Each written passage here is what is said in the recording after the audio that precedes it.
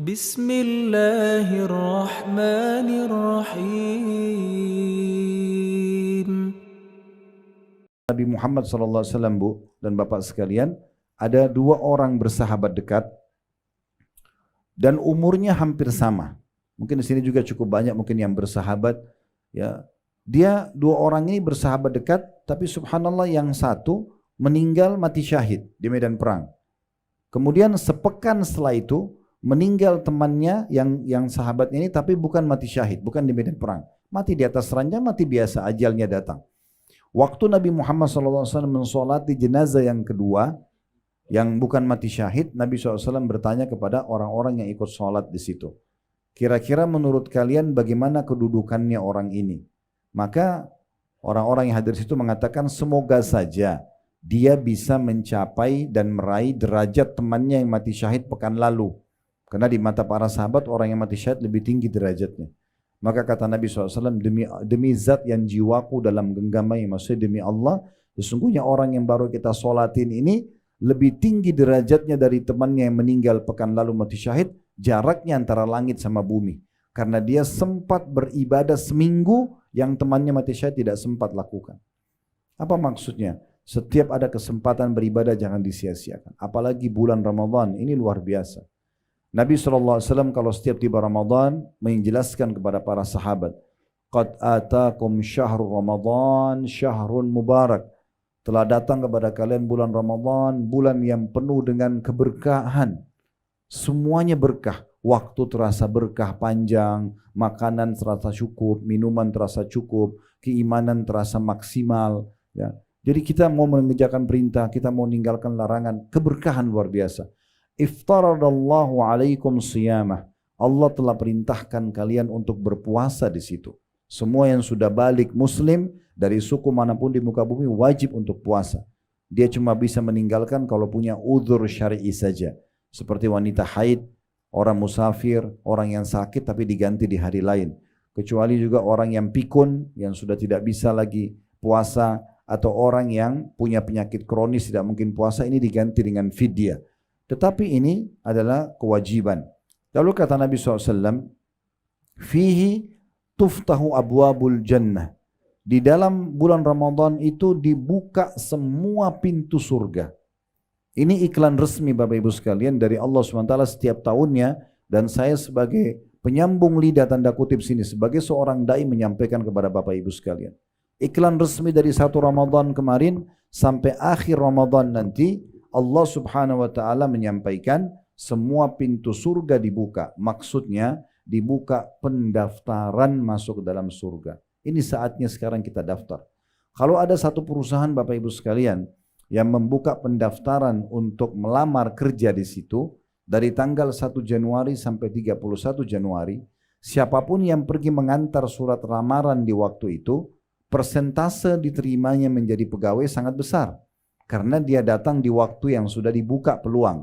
Beda dengan orang yang datang di bulan Februari, di bulan Maret yang memang tidak masuk dalam iklan penerimaan pegawai. Maka Ramadan seperti itu. Lagi dibuka peluang untuk masuk ke dalam surga. Apa yang Bapak Ibu sekarang lihat umat Islam lakukan secara umum, siang hari puasa, mereka coba membaca Al-Quran, mereka berzikir, mereka sedekah, terus mereka menjaga diri dari yang diharamkan oleh agama, takut puasanya batal. Ini memang perbuatan ahli surga. Oleh karena itu sekarang 1 bulan kita lagi dilatih, digodok untuk terbiasa menjadi ahli surga ini. Kemudian kata Nabi SAW, wa fihi tuglaku abwabul jahim. Dan di bulan Ramadan ditutup semua pintu neraka. Ya.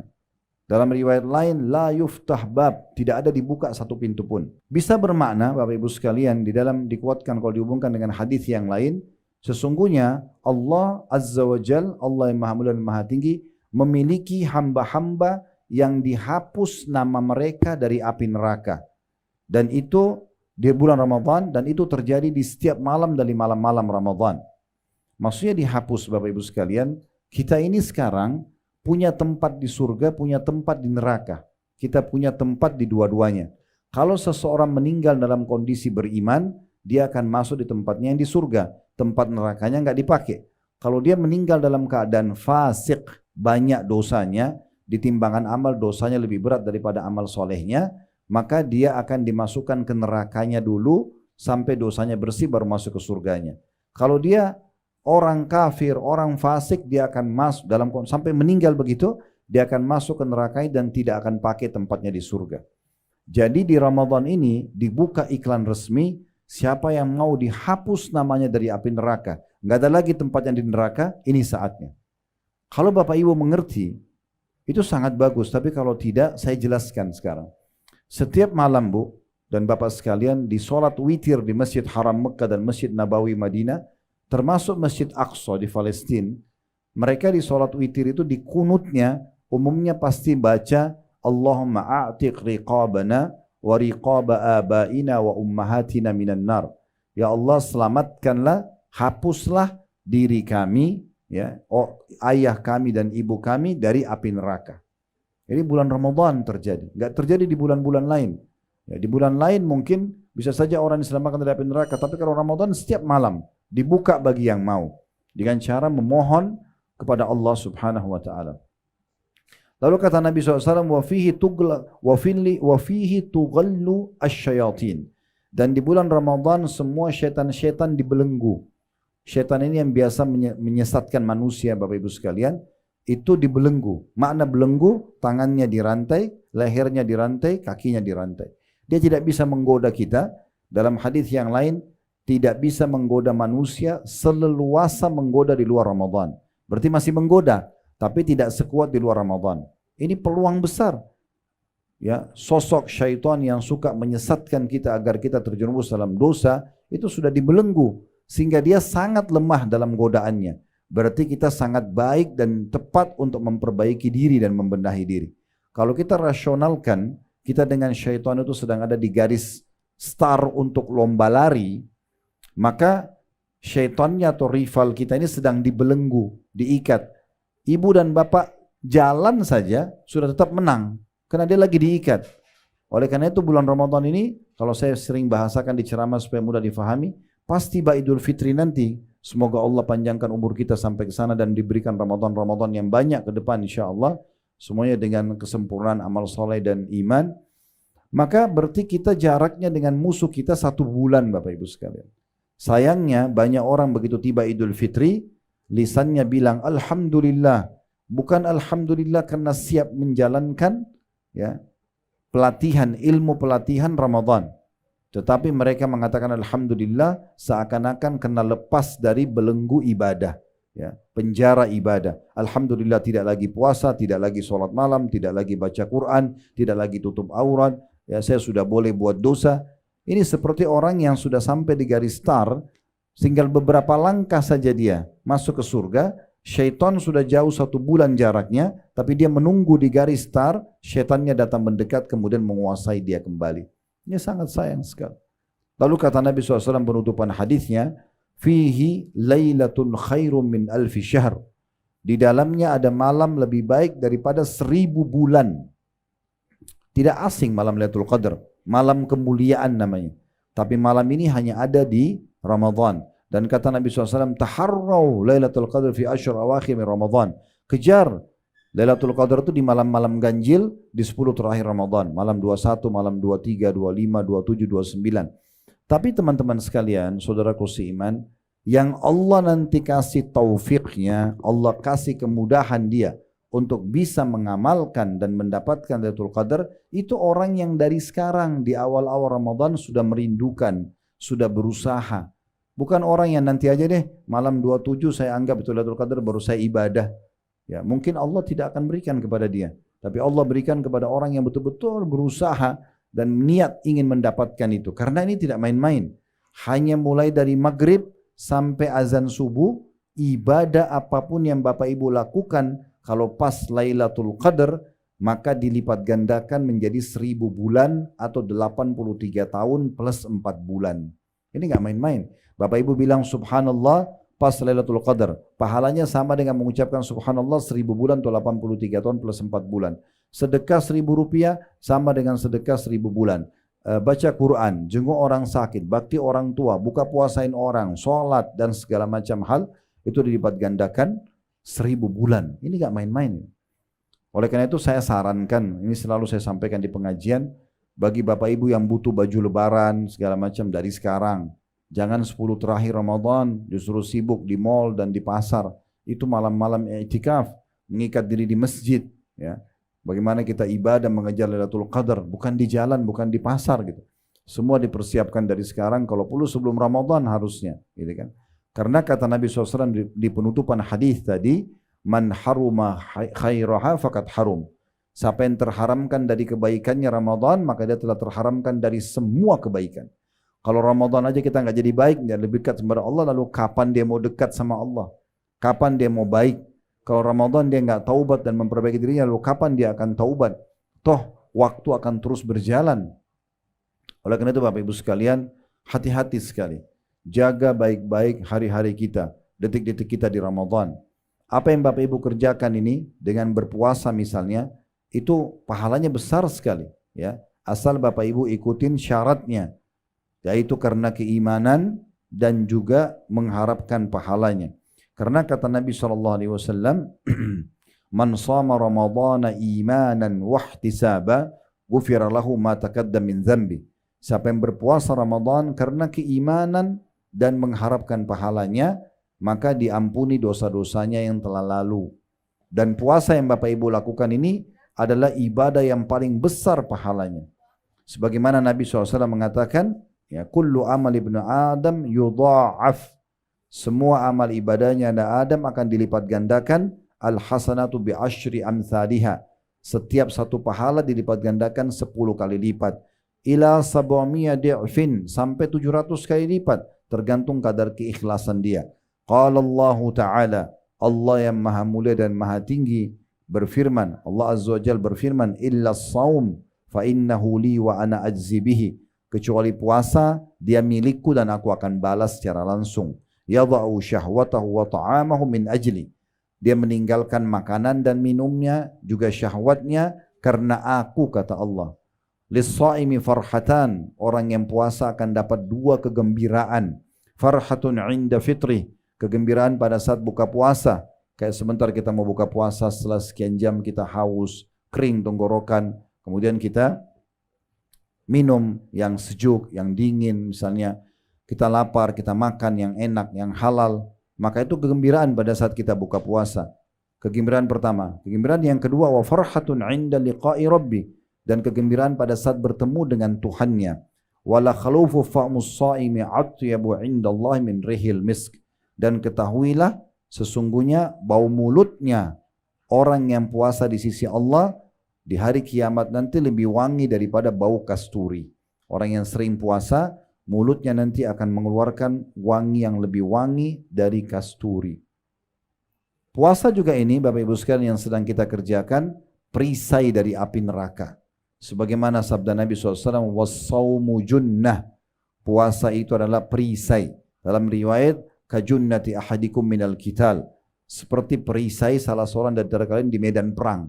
Ya, kita lihat di masa dulu orang kalau berperang ada besi bulat atau kotak, dia jadikan perisai menangkis serangan musuh. Nah, puasa seperti itu fungsinya. Salah satu fungsinya dia akan menapis atau menangkis api neraka dari kita atau menjauhkan kita dari api neraka. Juga teman-teman sekalian yang perlu digarisbawahi tentang masalah puasa itu sendiri. Orang yang puasa ini akan mendapatkan satu kem istana di surga nanti. Pintu gerbangnya namanya Rayyan. Namanya Rayyan.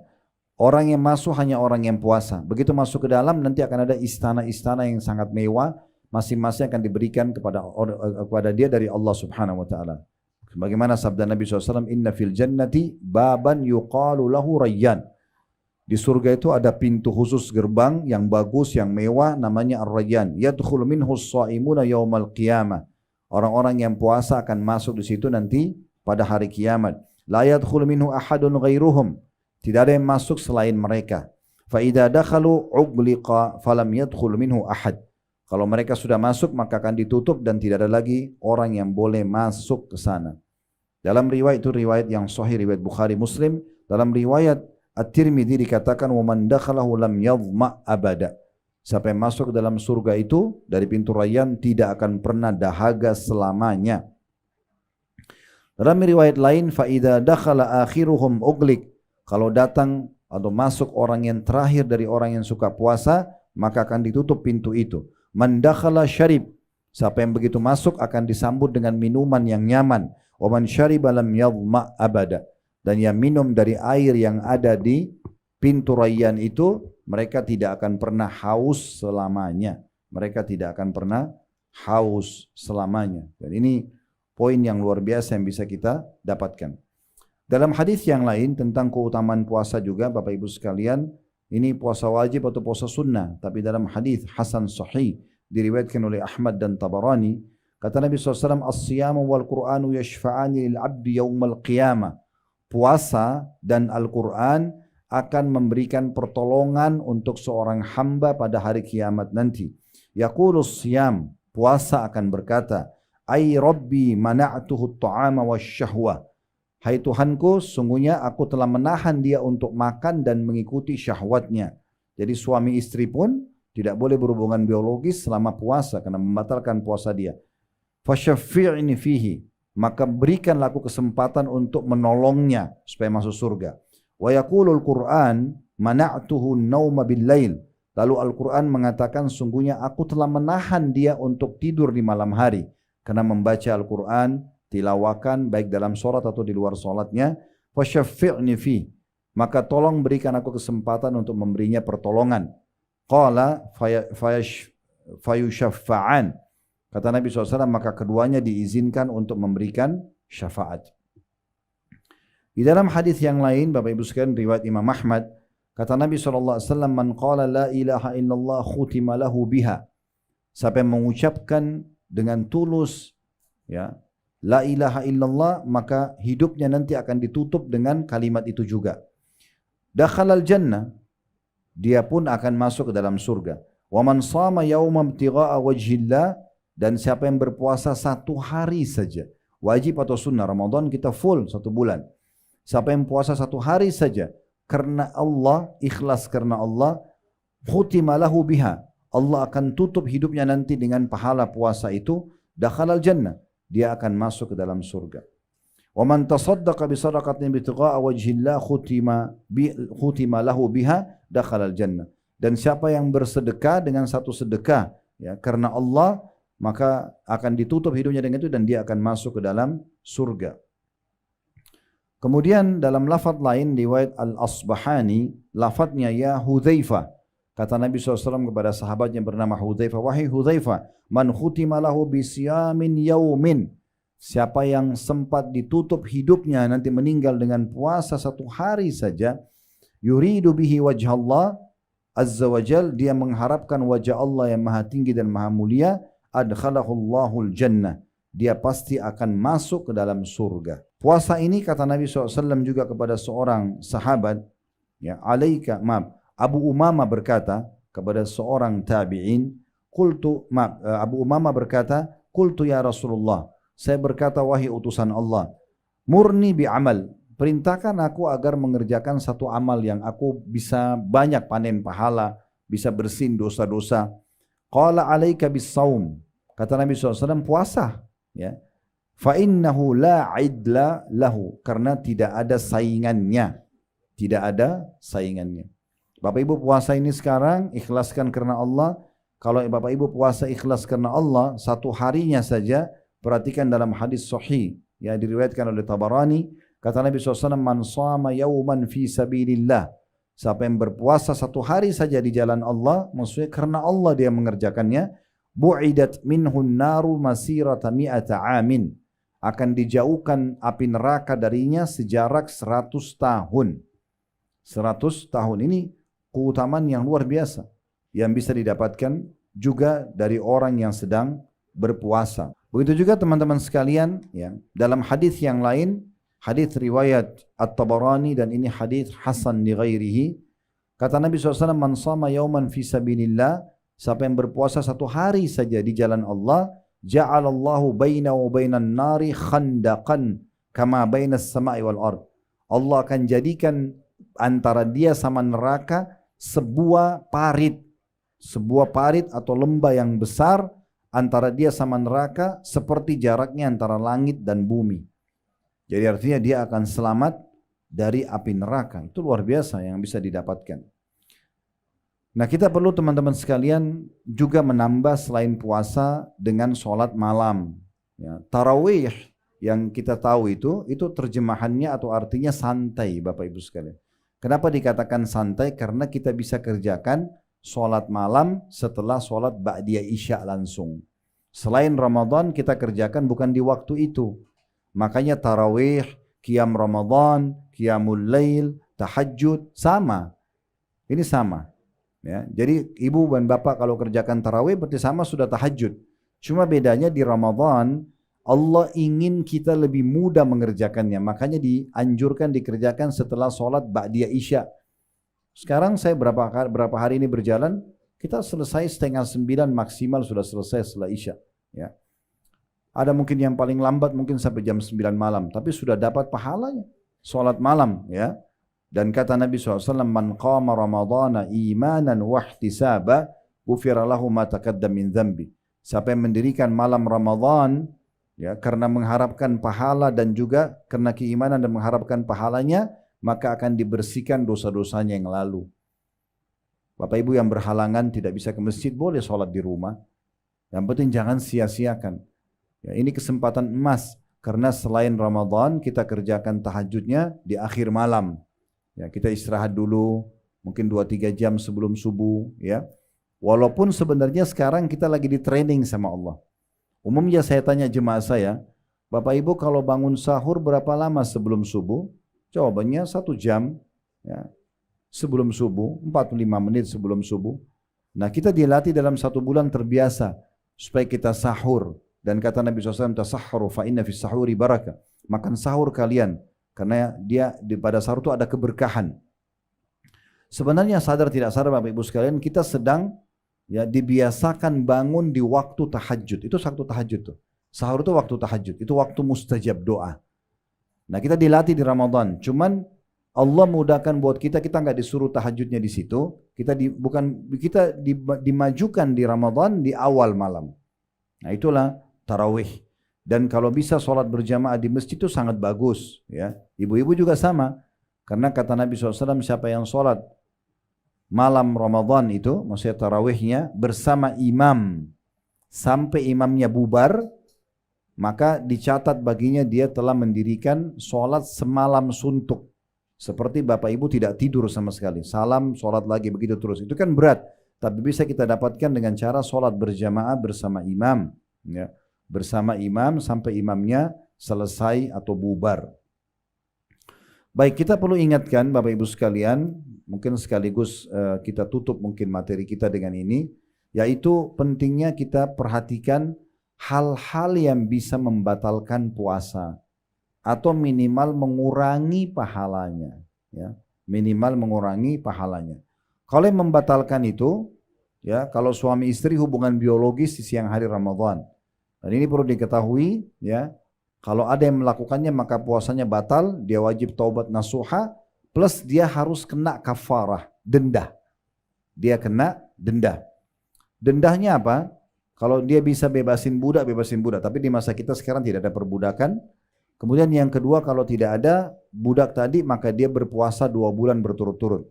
Ini juga kalau masih berat, maka dia memberikan makan 60 orang miskin. Jadi harus faham hukumnya. Ya.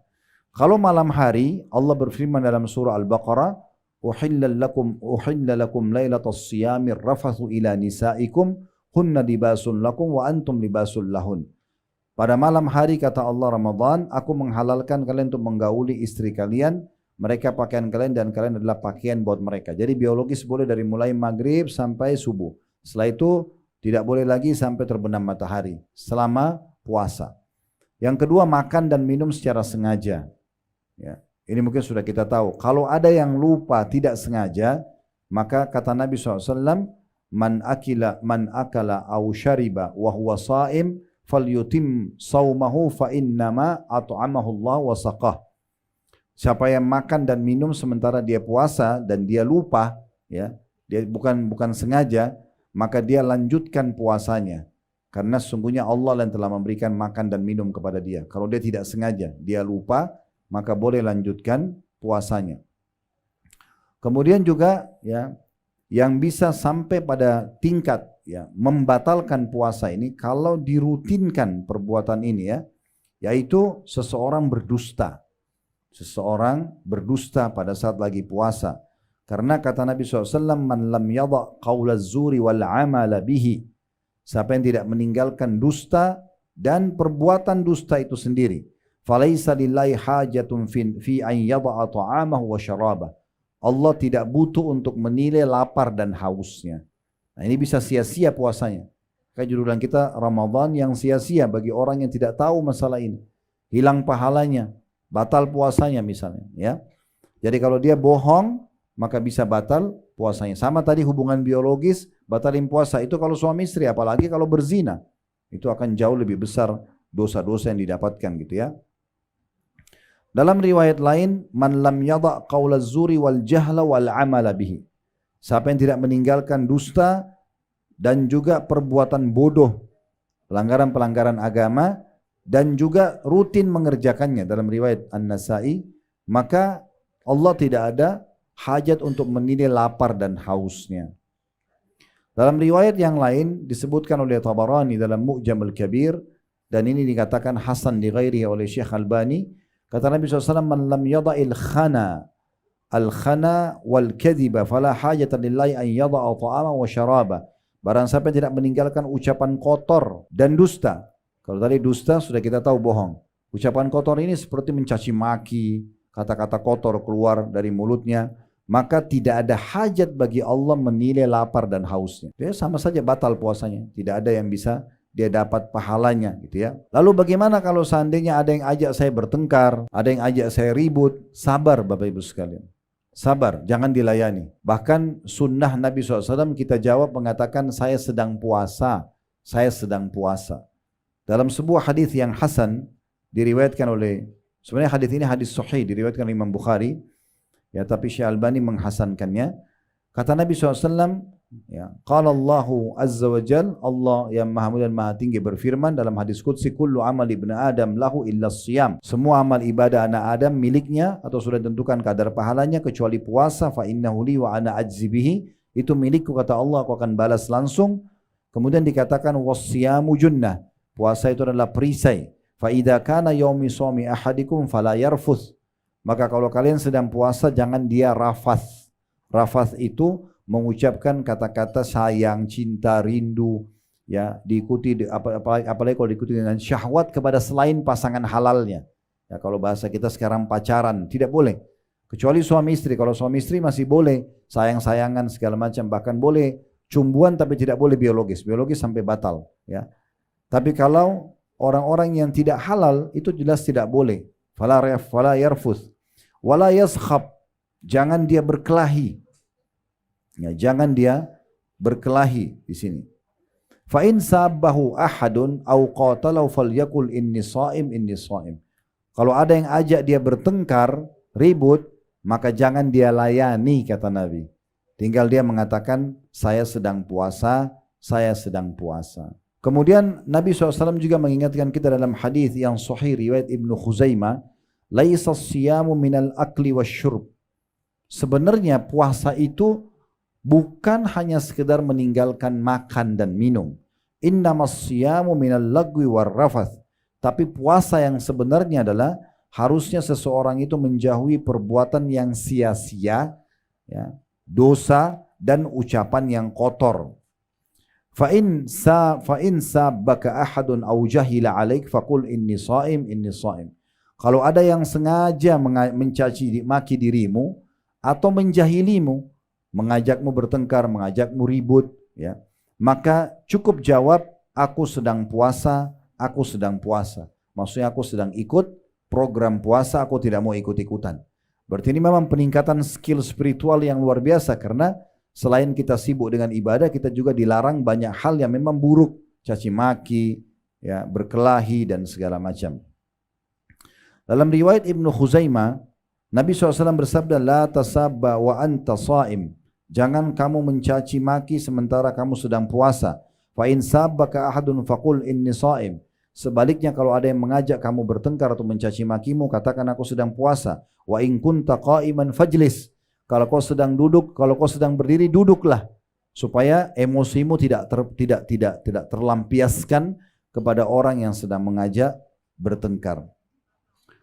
Kemudian teman-teman sekalian, Nabi SAW mengingatkan dengan sabda beliau yang luar biasa, kalau ada tetap orang bohong, ada tetap orang bercaci maki, ada tetap orang menggibah, mengadu domba, ya kemudian pacaran tadi atau melakukan dosa-dosa besar, maka ini Nabi SAW sudah ingatkan dalam hadis yang sahih diriwayatkan oleh Ibnu Majah, rubba sa'imin laisa lahu min siyamihi illa al-ju'. Berapa banyak orang-orang yang dia tidak dapatkan dari puasanya kecuali rasa lapar. Wa rubba qa'imin laisa lahu min qiyami illa as-sahar. Dan berapa banyak orang yang orang yang mendirikan malam ya, tapi tidak dapat kecuali begadangnya saja. Kenapa? Karena diisi dengan dosa-dosa dan pelanggaran. Dalam riwayat lain dengan sanad hasan sahih itu disebutkan rubba sha'imin hadduhu min siyamihi al-ju'i wal 'atash. Berapa banyak orang yang puasa yang dia dapatkan hanya lapar dan haus saja. Rubba qa'imin hadduhu min qiyamihi as-sahar. Dan berapa banyak orang yang mendirikan malam, salat malam tarawih atau salat tahajudnya, tapi tidak mendapatkan kecuali begadang saja. Kenapa? Karena diisi dengan dosa-dosa di situ. Diisi dengan dosa-dosa, tidak meninggalkan perbuatan dosa. Jadi dia rugi sekali. Termasuk harus diperhatikan Bapak Ibu sekalian, perbanyak pahala kita dengan amal-amal yang lain yang dikhususkan di Ramadan seperti umroh. Ya, umroh ini dianjurkan dikerjakan sepanjang tahun. Tetapi kalau Bapak Ibu tidak punya kemampuan kecuali umrah satu kali seumur hidup atau satu kali setahun, coba pilih Ramadan. Karena Ramadan ini punya kekhususan sendiri. Kata Nabi SAW, umratu fi Ramadan ta'dilu hujjatan ma'i. Umrah di bulan Ramadan sama pahalanya dengan haji bersamaku. Jadi biaya umrah, waktu yang dihabiskan waktu umrah sekitar mungkin 4-5 jam. Ramadan mungkin bisa sampai 5-6 jam selesai umrahnya. Tapi pahalanya adalah pahala haji plus bersama Nabi SAW. Haji saya sudah besar pahalanya. Kalau bersama Nabi lebih besar lagi pahalanya. Jadi haji itu kita tahu dari tanggal 8 Zulhijjah sampai 13 Zulhijjah, 6 hari. Tapi kita bisa dapatkan hanya dengan melaksanakan ibadah umrah di Ramadan. Dan saya tetap sarankan bagi Bapak Ibu yang Allah berikan rezeki lebih, selalu ya sedekah buat orang tua kita yang sudah meninggal, kakak kita yang sudah meninggal. Dan termasuk sedekah yang juga bagus adalah membadalkan mereka umroh atau haji. Serahkan kepada teman-teman travel yang ada badalnya, atau kalau ada kenalan kerabat yang tinggal di Mekah atau di Saudi, mereka bisa laksanakan di sana. Kalau kami biasanya kami titipkan ke teman-teman mahasiswa, dibayarkan ke teman mahasiswa, tinggal kasih namanya, kemudian dikerjakan ibadah umroh. Nah, umroh Ramadan untuk orang tua kita yang sudah meninggal, dapat pahala haji. Kita niatkan juga kita ingin bakti sama orang tua. Sudah dapat pahala sedekah, dapat pahala umroh Ramadan, dapat juga pahala bakti sama orang tua, besar sekali pahalanya. Bahkan kalau perlu buatkan program haji ya, tahunan, setiap tahun hajikan orang tua kita yang sudah meninggal. Begitu juga Bapak Ibu sekalian dengan sedekah. Secara umum di Ramadan sedekah yang Bapak Ibu keluarkan adalah sedekah yang paling afdal. Kalau mau sedekah yang paling besar pahalanya ya di Ramadan ini. Apa saja bentuknya? Mau kasih sembako, mau kasih buka puasa orang, mau beli baju, apalah, bayarin listriknya pesantren, masjid, apa saja ya yang kita sedekahkan. Kata Nabi SAW, afdalus sadaqatu sadaqatu fi Ramadan. Sedekah yang paling afdal yang dikeluarkan di bulan Ramadan. Dan Nabi SAW dermawan sekali. Tapi beliau lebih dermawan lagi di Ramadan. Sebagaimana dikatakan dalam sebuah hadis bahwasanya kana Nabi SAW ajwadun nas. Nabi SAW adalah orang yang paling dermawan, suka sekali berbagi. Wa kana ajwadu ma yakunu fi Ramadan. Dan yang paling dermawan lagi Nabi itu di bulan Ramadan. Di bulan Ramadan. Jadi memang lebih banyak bersedekah. Juga perbanyak membaca Al-Quran Bapak Ibu sekalian. Bagi anda yang belum bisa baca dengan benar, saatnya sekarang belajar untuk benar. Tahsinnya, mempelajari huruf hijaiyah dengan lafaz-lafaz yang benar. Panggil guru, ustazah, kalau ibu-ibu sekalian, bapak-bapak panggil ustadznya, atau siapa guru ngaji bisa datang ke rumah, atau online. Belajar, ini saatnya. Al-Quran, Ramadan adalah bulan Al-Quran. Imam Syafi'i rahimahullah membaca Al-Quran dan mengkhatamnya di Ramadan 60 kali Bapak Ibu sekalian. 60 kali. Berarti satu hari 2 kali khatam Al-Quran. Itu luar biasa. Kalau Bapak Ibu mau saya berbagi beberapa tips yang mudah untuk khatam Quran, Bapak Ibu pakai baca dalam sholatnya. Ya. Fatwa Syekh Utsaimin rahimahullah, waktu ditanya, boleh enggak sholat malam atau sholat sambil pegang Al-Quran? Baca. Misalnya ibu dan bapak sholat tahajud atau sholat duha, ya, sholat sunnah, pegang Quran. Kalau kita pegang handphone ada aplikasi Al-Quran, boleh nggak? Boleh mengatakan boleh, karena dasarnya sholat itu disyariatkan di dalamnya untuk baca Al-Quran. Berarti kan kita, misalnya bapak ibu sholat duha 4 rakaat, 1 rakaat bapak ibu baca 5 ayat misalnya, berarti kan 4 rakaat sudah baca 20 ayat, kan begitu.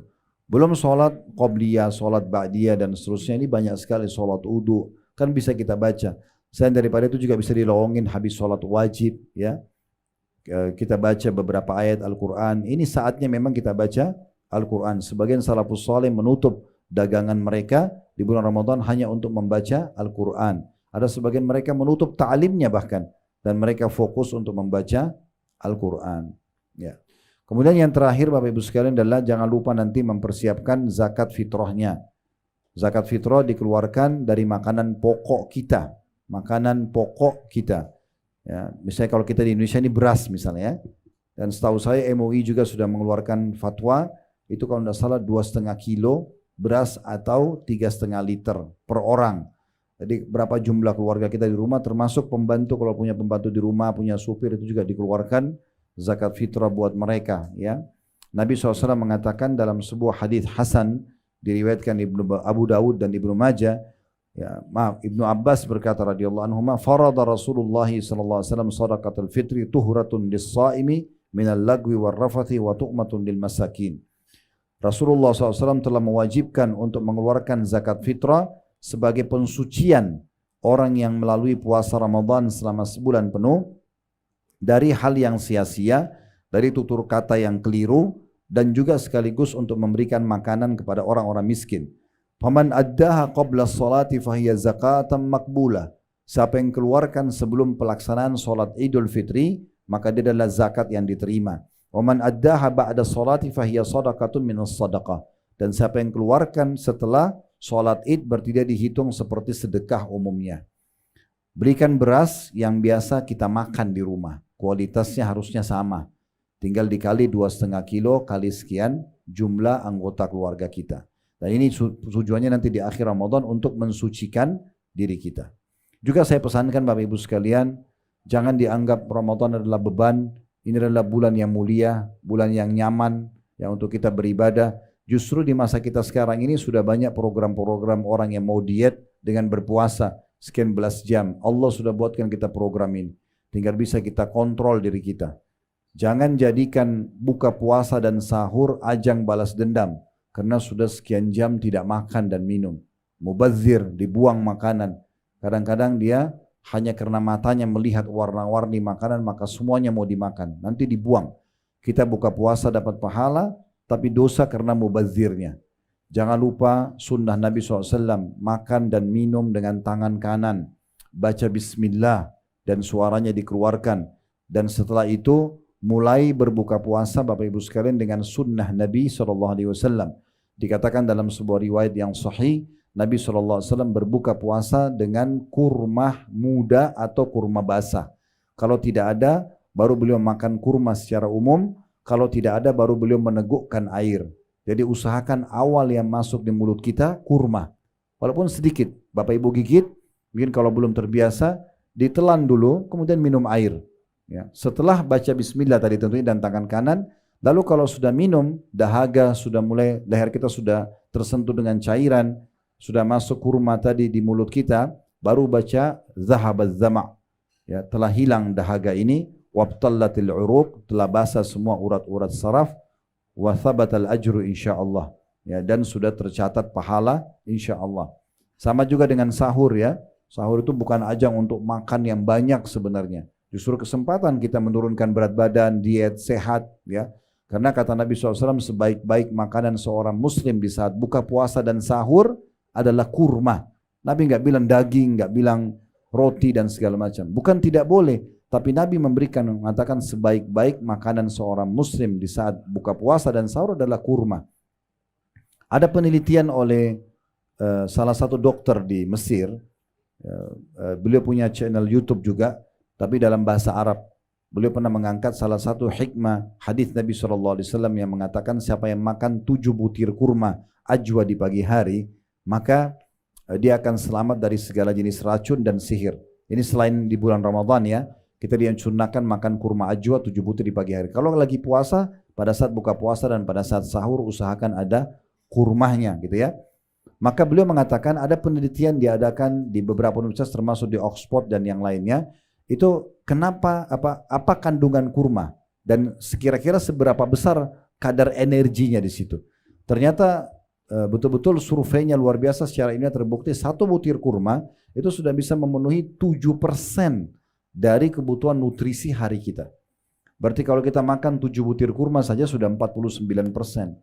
Ya, artinya kita makan sebenarnya kurma Bapak Ibu sekalian 10 butir, 12 butir walaupun dicicil dari buka puasa sampai mungkin habis tarawih, itu sudah cukup untuk semua energi yang kita butuhkan dalam seharian.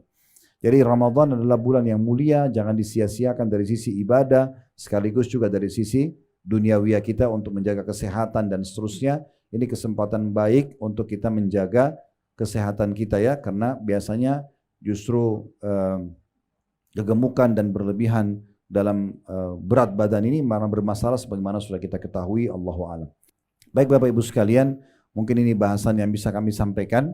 Semoga insya Allah bisa diambil manfaat dan ilmu dari apa yang kita bahas, dan Allah terima seluruh amal-amal soleh yang pernah kita kerjakan, yang sedang kita kerjakan, yang akan kita kerjakan sampai menjelang ajal nanti dengan pahala yang sempurna. Dan semoga Allah menjadikan kita orang-orang yang beruntung, yang paling beruntung justru di Ramadan ini, dalam Ramadan yang lalu dan juga akan datang, yang paling banyak meraih pahala, pengampunan dosa dan rahmat Allah Subhanahu wa taala. Dan selalu kita doakan agar negara kita selalu menjadi negara yang aman, tentram, damai, dan Allah karuniai kita pemimpin Indonesia ini sampai menjelang hari kiamat nanti, walaupun kita sudah tidak ada pemimpin yang baik, yang adil, yang amanah, bertanggung jawab, dan juga menjadikan masyarakat selalu masyarakat yang gotong royong dengan pemerintah, menjaga kemerdekaan, persatuan dan kesatuan kita sehingga kita maju dan makmur dan menjadi contoh bagi negara-negara yang lain. Dan tidak pernah lupa kita doakan saudara kita di Palestina, terutama di Gaza di hari-hari sekarang yang sedang tertindas. Semoga Allah ikhlaskan niat mereka, terima para syuhada mereka, mulakan Islam di tangan mereka dan tangan kita semua, dan semoga Allah ikut sertakan kita bersama mereka di pahala, baik dengan doa, dengan harta, juga dengan jiwa kita. Dan semoga Allah dengan kemahamurahannya menyatukan kita semua di surga firdausnya tanpa hisab, mana disatukan dalam majlis ilmu yang mulia ini. Mungkin begitu saja Bapak Ibu sekalian. Kalau ada benar dari Allah, ada salah dari saya, mohon dimaafkan. Dan mungkin saya tidak bisa ikut berbuka bersama-sama karena masih ada janjian sama orang. Selamat berbuka puasa, semoga diterima pahala puasanya insyaAllah.